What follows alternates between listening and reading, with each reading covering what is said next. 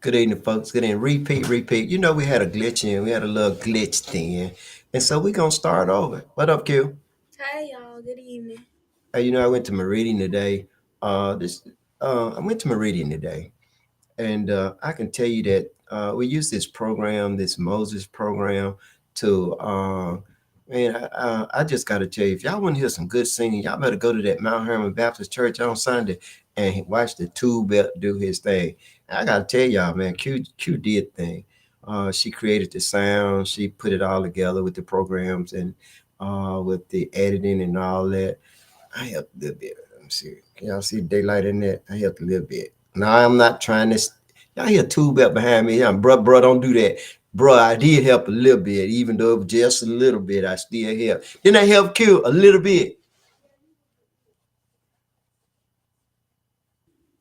Yeah, you was the ears, cause like I don't know when I need to turn up the bass or turn down the bass. So you was the ear. Okay, so I helped a little bit more than a little bit. You put it all together. But with Yeah, the sound part, I did that part. yeah. Yeah, I made sure that was okay. Yeah, but anyway, folks, the title show is Get Engaged, not by getting involved or get involved. Same difference, same meaning. We need to get engaged. We need to get involved. I told a couple of stories before, so I'm kind of reiterate these stories because I'm gonna delete the video because it started glitching.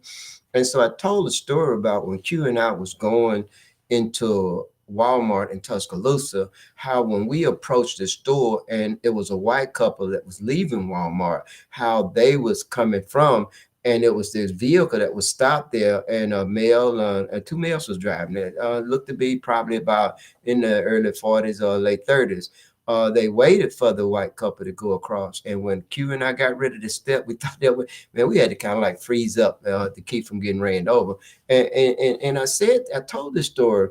This is what happens to us every day, all through the day. And some of you out there can agree with me. When you go places and you have a white person that's in front of you, and you have a white person that's waiting on them, they start talking about maybe puppies, dogs, or something that's totally unrelated to what's going on. While you're standing there waiting, as if our time is not important to us. We're exposed to this all the time. See, and because you don't see the difference between white and black, then that's part of the problem, because you said that there's no difference. Everybody should try to get along, but nobody's trying to get along. They create the schism, they create the splits, the separation, the chaos in our community, so that we can't see the real problem. Look at our leaders on a national level. They're doing absolutely nothing. They're not doing anything, talking about each other. But nothing has been done. And I was listening to the radio show this morning, and they talked about how when when we need money for something that's good, something that's community oriented, such as we can talk about Social Security, we can talk about healthcare. When you need money for those things, you don't have any money, anything that's going to make a difference. You don't have any money to raise minimum wage. Minimum wage should be about $30 an hour too, but I just got to be realistic with that. They can't even get it raised to $15 an hour. Places like San Francisco, I think California has a minimum wage. So some cities and some states are taking it up. Some cities and some states are taking it upon themselves to raise minimum wage, but it's slave wage. If you look at, they're talking about prices, gas going down. Oh, so you can get to where you need to go, but you can't afford to buy what it is that you want. But prices are steady going up. It's sad that you go in McDonald's and the cheapest thing in McDonald's is the two cheeseburger meal, which costs about $8 and some for tax, and McDonald's paying $8 an hour. Isn't that some shit too, Bell? That you got to work a whole damn hour just to be able to afford to eat at a place? Wow, and that's really bad. And so they're not talking about things like they're talking about, man, fuck Israel. Damn it, I said it. Fuck Israel and any other country.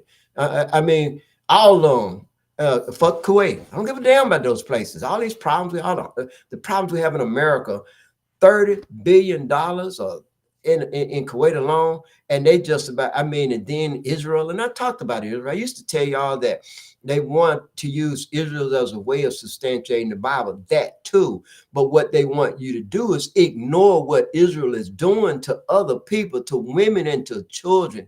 It is sad that over 17,000 citizens have been killed, and only about, not even 2,000, but about 1,500 Israelis been killed. You're talking about heavy-handedness. You're talking about going in there and destroying something. They were there first. How about going back to the boundary lines from 1967, when a lot of the territory that Israel, they are occupying nation. They are occupying there, so they don't have a right to do this and the right to do that.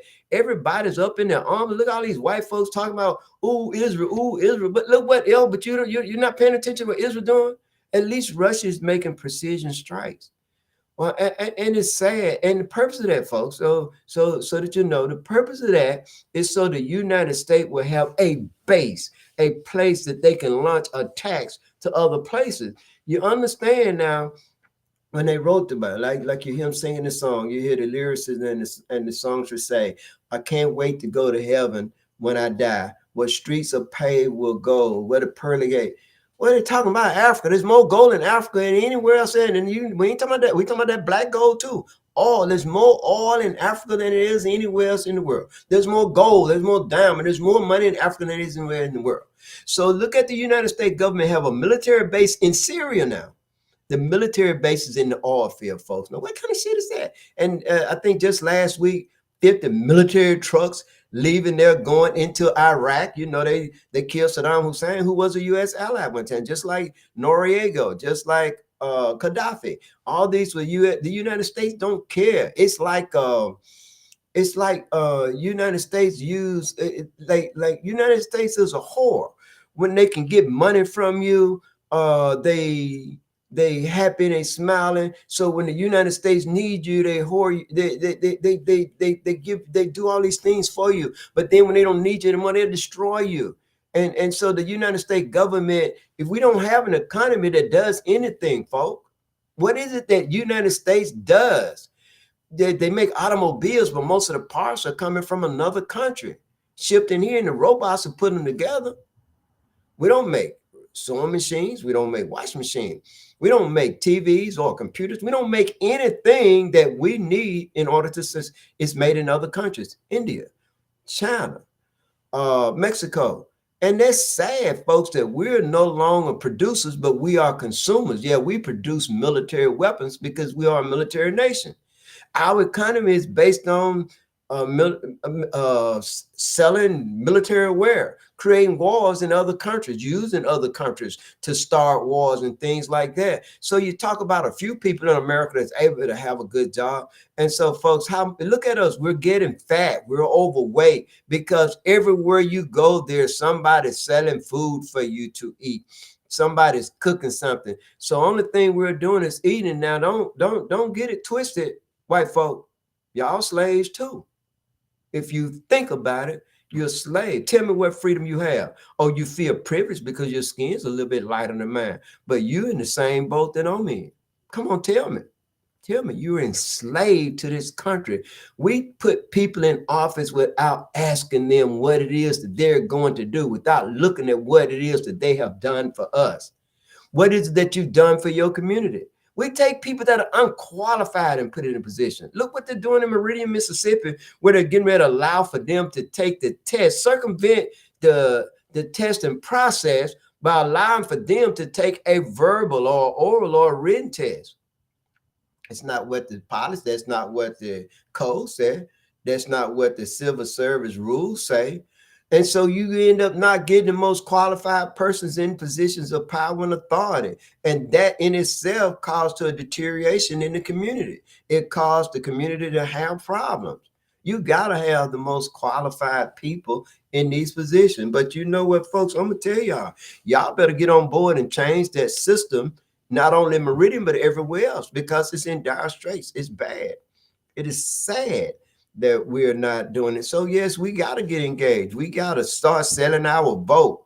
Please stop following lockstep in. And I had a friend tell me that it's not about what party. It's not about the Republican Party. It's not about the Democratic Party, but it's about what's right. It's always about what's right. It's you got to do right. And he's telling the truth. If the Democratic Party is right, then let's put a Democratic person in there. And let's just take it away from party. If the person is running under the banner of the Democratic Party and that person is the right person and doing right, put that person in there, keep that person in there.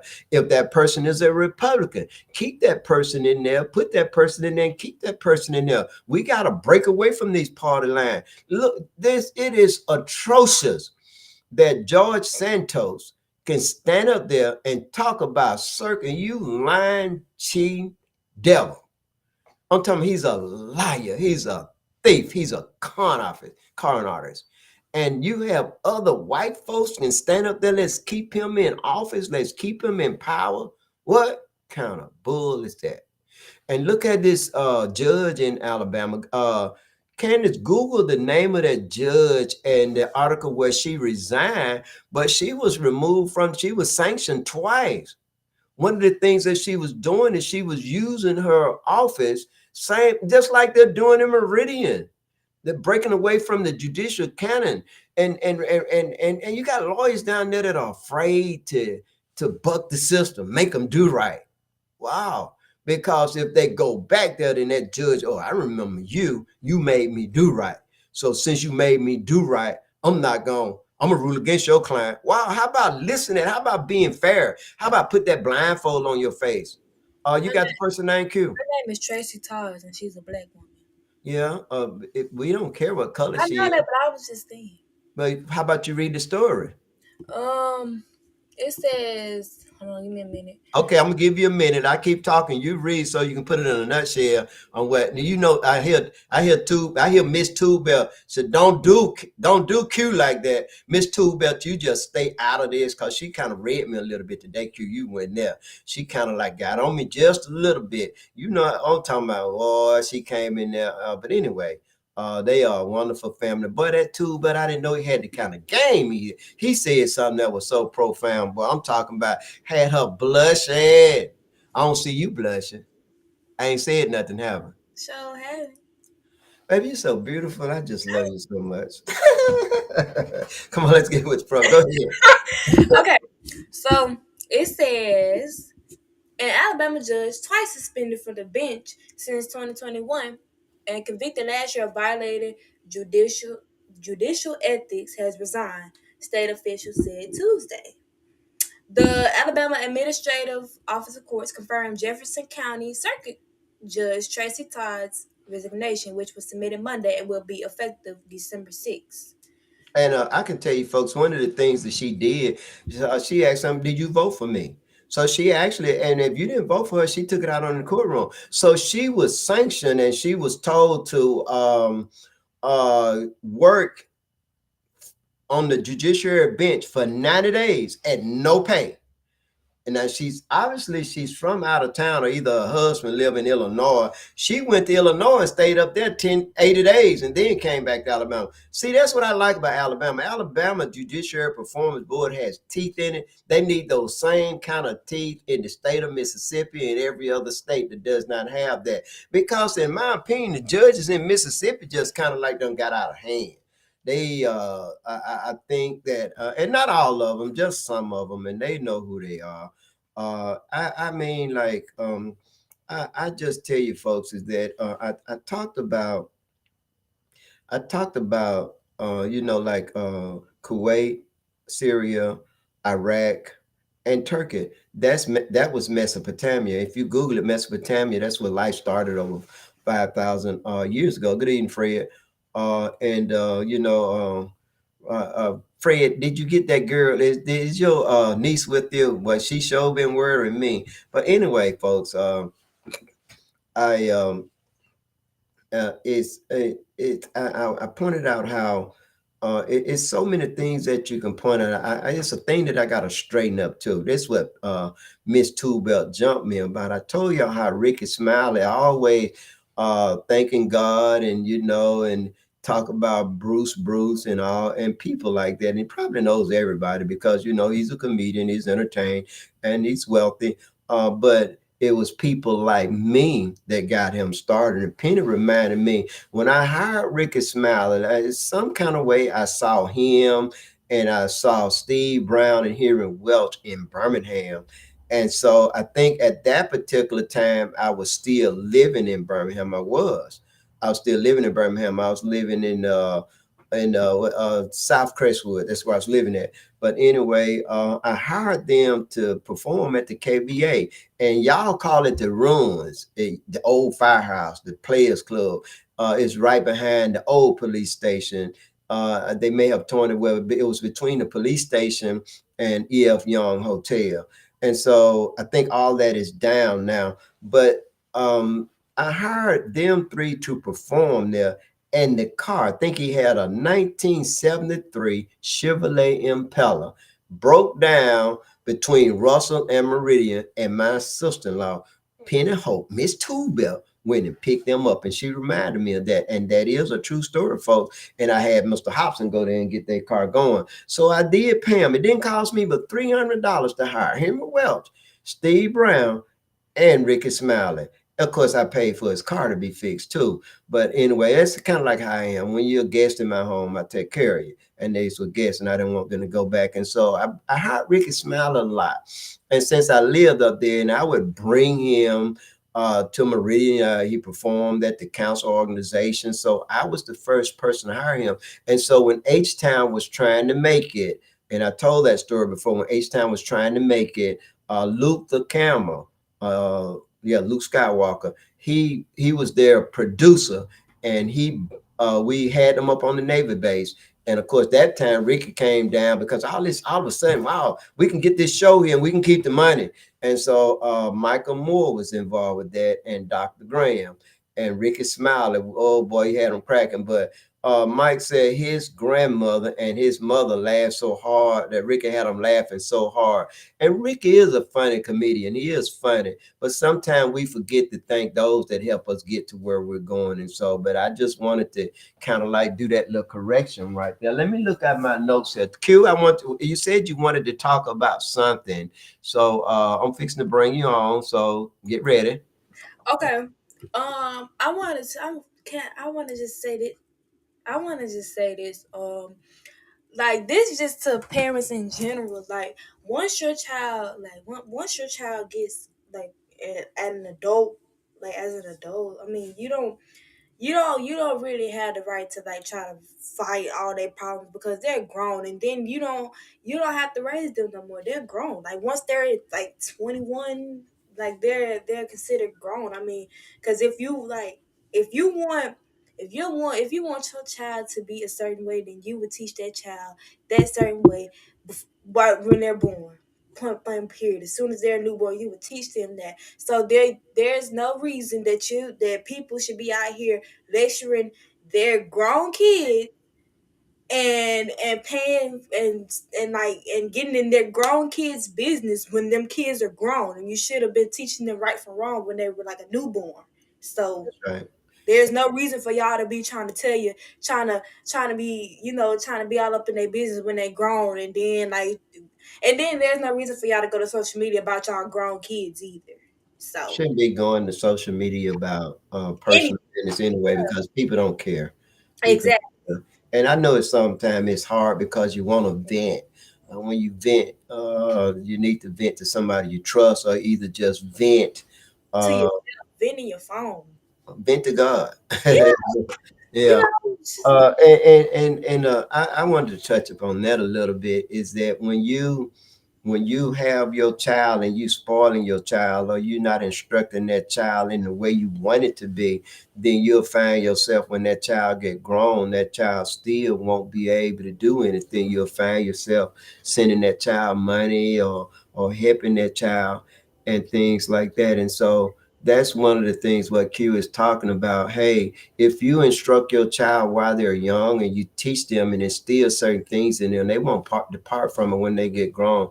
I can exactly. say this is that as a parent, I've learned on the fly, and we don't ever always get it right, and so we do learn on the fly. Yeah, I I folks, the holidays is kind of be rough on you. Make sure you tell your parents like good evening, and talk to your parents. If you still had a blessing to have your parents, do that.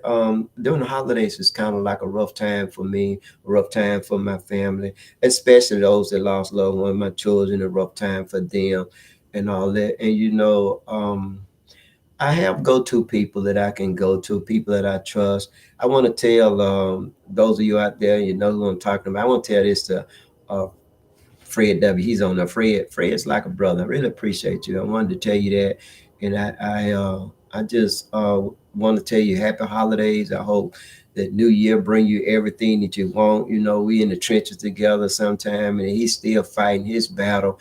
I don't understand why they wouldn't Q. Why would they dismiss charges against Fred and not do so with prejudice?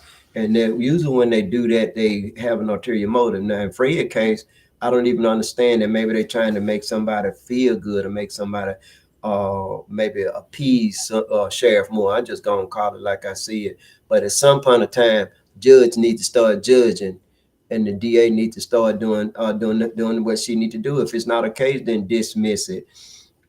You can't just win every single battle.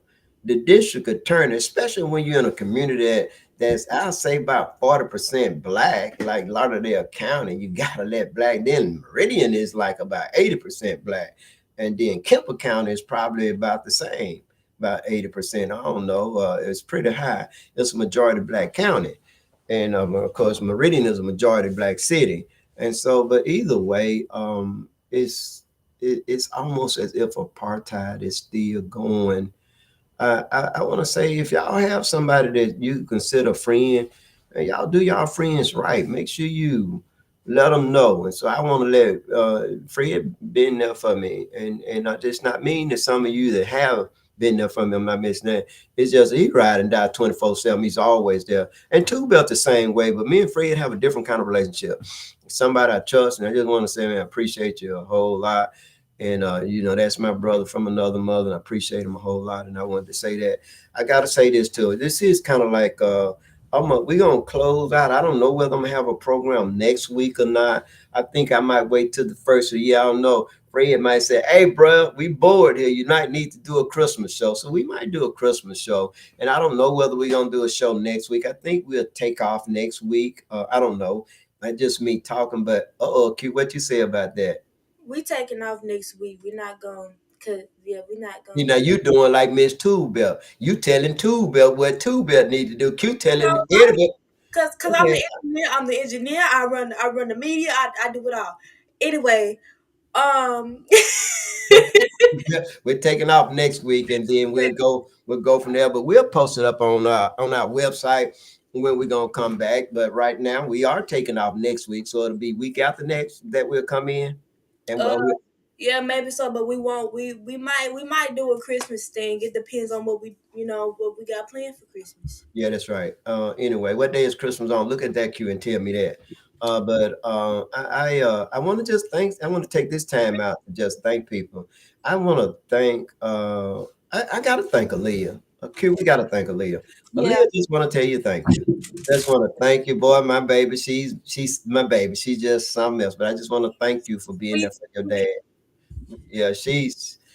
I missed her. Don't you miss her? But yeah, I'm telling I you. miss Aaliyah. Yeah, well, I want to thank Aaliyah. I want to thank I just want to thank all my children. I gotta say that. I gotta thank Tracy because Tracy, Yeah, boy, I tell you, no matter what kind of decision I make, Tracy there, and yeah. I want to thank her. I want to thank my little G, my little gangster, my little G. And that's thing too. Gotta say thank you to Phoenix, Yeah, Xavier. Thank you. I want to thank their mom too, Linda. Gotta say this, Linda. I just want to thank you personally because it ain't never been a time that any of my children call on you, even those that were you were not they're not born by you. You were there for them, especially Reek. And so I definitely gotta say thank you for that. Uh there Ray Monet. Ray Monet, hey baby. Who Chris. is Ray Monet? I thought it was somebody from you think somebody in France watching? But Christmas is on a Monday. It's on a Monday. So I don't know then. Shoot, when school is out, we gonna be out. That right? Yeah, now it is a good Eddie. I gotta tell you, thank you for your support and just thank you for being there. I'm telling you, boy, Eddie's my brother too from another mother. A lot of y'all don't know that. Y'all better not go mess with Eddie. Eddie's cool as fuck. He's a white guy, and that's what I like about Eddie. Eddie don't tell me, "Hey, you need to stop talking this white and black stuff," because Eddie know my heart and I know his. He knows that I'm not prejudiced toward him, and I know he's not prejudiced toward me. That doesn't mean that you ain't got these butt fucks out there doing the kind of things that they do to make it bad for people like Eddie and for people like me. But I appreciate you, Eddie. I really do. I hope the holidays be good for you and safe. And I hope the coming year bring you everything that you want. And definitely, I got a little Ray, baby. I love you. Cause Dad, make sure your Christmas is okay. I want to tell you happy holidays and you be safe out there. And I wanted to see you today. You should have hollered at your dad today when you saw me, everything. And too bad I got to tell you, I appreciate you and I appreciate all my family. I got a big sister too. I don't never. Have you seen my big sister, my older sister? I have a sister that's older than I am. Her name is Mary Ann Gibbs. She's married into the Gibbs family from Morningstar. And so I just want to say, just thank her. She was my big brother. She couldn't mess with me if you're not going through her. My sister Dars, boy, I'm telling you, she's always there. Now I could go down if I start naming all my sisters and bro, Rhonda, but love you, sis. Yes. Real love you, Shell. Yes. Got to talk about Donnie Lee. Donnie Lee, I just gotta tell you, thank you. He has a good heart Yeah. and he's a strong brother, and he's been there. I tell you, he's been there. He's been my rock when I need it. He's my younger brother. But I got two brothers. I got a younger brother and an older brother. These are the ones we grew up together, us three. And these are my dad children. And I gotta tell you, those are my rocks, and I really appreciate. And my sister Dara is so much like me. Sometimes we can't Yes. stand each other. I love her. And but anyway, folks, I want to thank y'all for watching. Anything you want to say, Q? Yeah, I just wanna tell you, like, even though I see you 24/7, that I love and appreciate you, because like you make everything happen, and you the rock of this family, and I love you. I love you too, baby. And thank you too. I appreciate you. And again, folks, we getting ready, baby. I want you to go ahead on and one out look banner cross there. Oh, and I gotta say this too. I love all your siblings too. They're my siblings in a sense too. I met all of them, and so it's just that like, and Yeah. and even all the kids that I met, they took me in with open arms, and I love all of y'all. So Well, I got some little Erica, my little Erica, my yeah, oh Lord, that's mine. I have grandchildren that just mean a lot to me. I have got a couple of granddaughters up here that about three or four, man. yeah, Maybe about three girls, and it's a three or four. But either way, I love all my grandchildren, and I want to say thank you to those too. And I didn't talk about Cody and Carter. Those are my baby boys, and I appreciate them a lot. And they're in the other room in there, and they're doing good. I gotta say this too, kind of off subject a little bit, but not really. I'm fixing to pick up their backpack. I want y'all to see it. This is their backpack. This is what they get to take to school.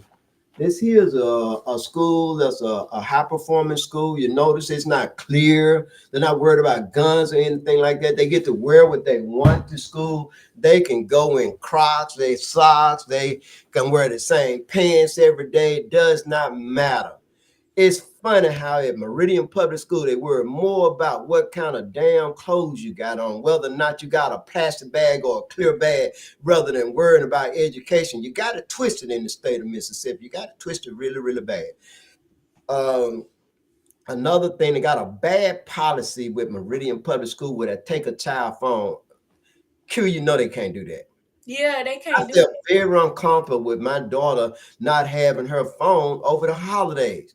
You Hmm. cannot take a child phone. Damn it, send the child home if the child Right, do something they shouldn't do. Instead of taking the phone, and then it's personal property. It's right, like stealing.